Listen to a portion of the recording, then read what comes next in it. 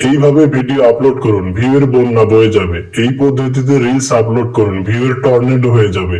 এই ধরনের শিরোনামে ইউটিউবে আমি যত ভিডিও দেখেছি তাদের ম্যাক্সিমামের ভিডিওতে 200-300 ভিউ আসে 3-4 দিনে, কারো কারো আবার তারও থেকে অনেক কম। আসলেই কি এরকম কোনো সিস্টেম আছে যেভাবে ভিডিও আপলোড করলে ভিউ বেশি হবে?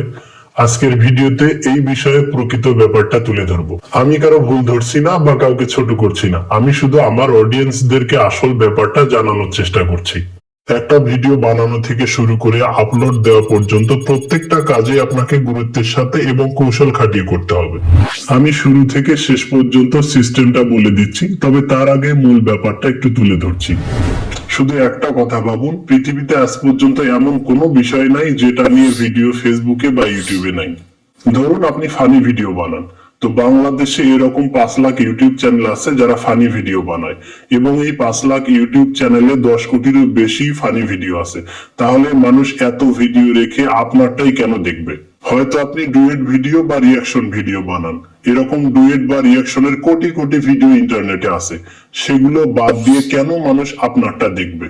মানুষ তখনই আপনার ভিডিও দেখবে যখন একই বিষয়ে আপনি অন্যদের থেকে ভালো ভিডিও বানাতে পারবেন, ভালোভাবে দেখাতে পারবেন, ভালোভাবে বুঝাতে পারবেন।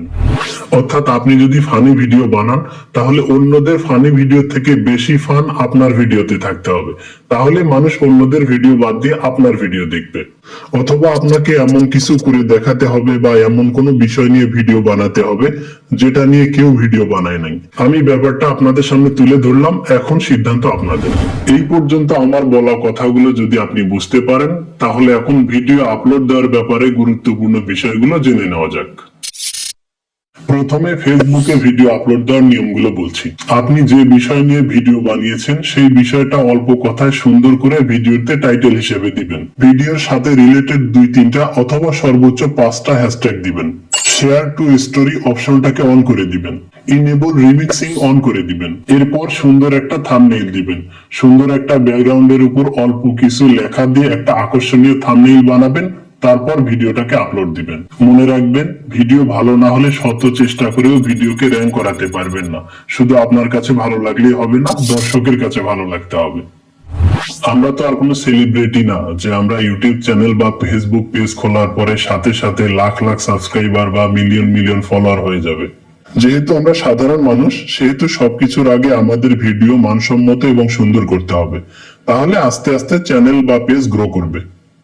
এবারে ইউটিউবে ভিডিও আপলোড দেওয়ার সঠিক নিয়মগুলো জেনে নেওয়া যাক।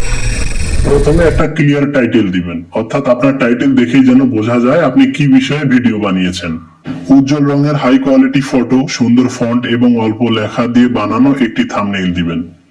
ভিডিও ট্যাগের জায়গায় ভালো কিছু কিওয়ার্ড দিতে হবে, অর্থাৎ সোজা ভাষায় বলতে গেলে মানুষ যা কিছু লিখে ইউটিউবে সার্চ করে সেই রকম কিছু কিওয়ার্ড আপনার ভিডিওতে ট্যাগ হিসেবে দিতে হবে। সর্বোপরি আপনার ভিডিওটা সুন্দর এবং কোয়ালিটি সম্পন্ন হতে হবে। তাছাড়া যতই তাবিজ করেন কোনো কাজ হবে না। আমি যেগুলো বললাম এর বাইরে ভিডিও আপলোড করার অতিরিক্ত কোনো নিয়ম নাই। ভালো থাকবেন সবাই, আজ বিদায় নিচ্ছি। আল্লাহ হাফেজ।